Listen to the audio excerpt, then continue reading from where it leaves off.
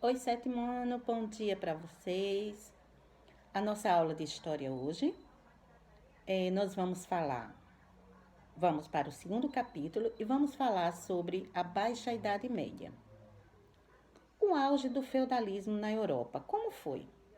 No final da Alta Idade Média, que nós vimos na aula passada, no século X, a Europa então começou a viver um clima de tranquilidade.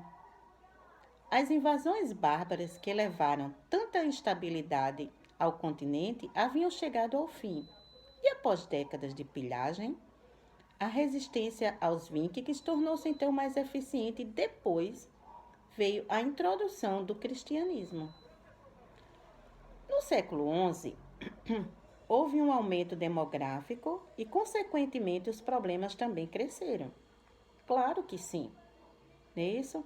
Por exemplo, como era que se ia alimentar todas essas pessoas? Porque a população aumentou. Então, a saída encontrada, sabe qual foi? Foi inovar os meios de produção agrícola e descobrir uma nova maneira de utilizar o solo sem deixá-lo empobrecido. Então, a solução foi fazer um sistema de rotação de cultura, permitindo que uma parte do território cultivado ficasse em repouso e na outra parte fossem cultivados produtos distintos. O sistema funcionava da seguinte maneira: os servos dividiam a terra em três partes. Em duas delas plantavam dois tipos de alimentos e na terceira nada plantava. Quando chegava perto do período da colheita, ou mudava-se o produto a ser plantado, ou então a terra ficaria desocupada, ou seja, totalmente descansando, certo?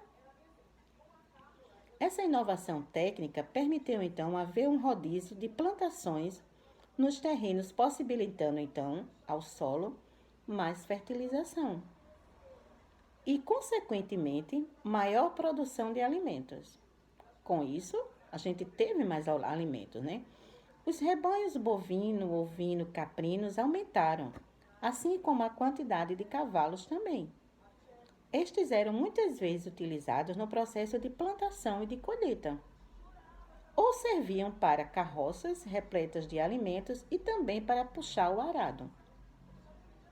O pouco que sobrava da plantação era comercializado através do escambo. Quem sabe, quem está lembrado o que era o escambo?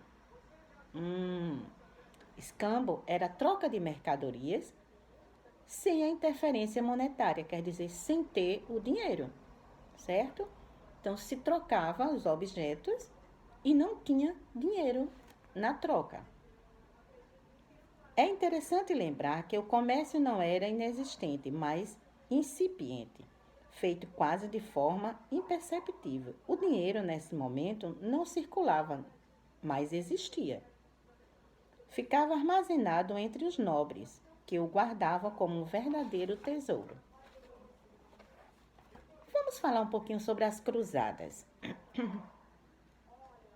A situação da Europa no século XI era outra.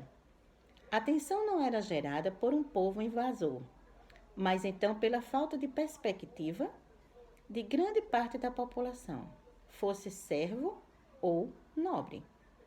Pois o problema era interno, do próprio sistema, que não conseguia absorver o excedente, né, isso pelo sistema que não conseguia absorver totalmente o excedente populacional, causando pela queda na mortalidade.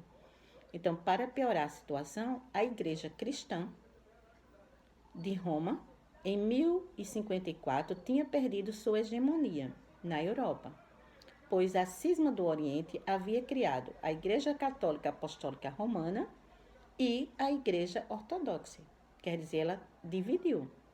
O Papa Urbano II, 41 anos depois da cisma do Oriente, no Concílio de Clemente, em 1095, defendeu então a retomada da Terra Santa, Jerusalém, que estava nas mãos dos muçulmanos. Quer dizer, foi uma briga onde o Papa pediu para que a retomada totalmente da Terra Santa para eles, porque estava em poder dos muçulmanos. O Papa apelou para que os cristãos deixassem de guerrear entre si na Europa feudal e se unissem em torno do objetivo comum e maior de libertar o Santo Sepulcro. Essa aclamação aos fiéis deu origem então ao movimento das Cruzadas. A igreja na Idade Média era realmente a senhora do mundo, exercendo então grande influência em todas as esferas da sociedade. O seu poder era inquestionável. Qualquer pessoa que contrariasse poderia acabar presa, morta ou então excomungada, ou seja, expulsa da igreja. As cruzadas foram fracassadas nos seus objetivos, mas entretanto viabilizaram o renascimento comercial e o ressurgimento das cidades na Europa Ocidental. Então vocês viram o que foi as cruzadas, não é isso? O poder que a igreja tinha, vocês também viram, não é isso? E hoje nós vamos ficar por aqui. Na próxima aula nós vamos dar continuidade, tá bom? Tchau, tchau, sétimo ano.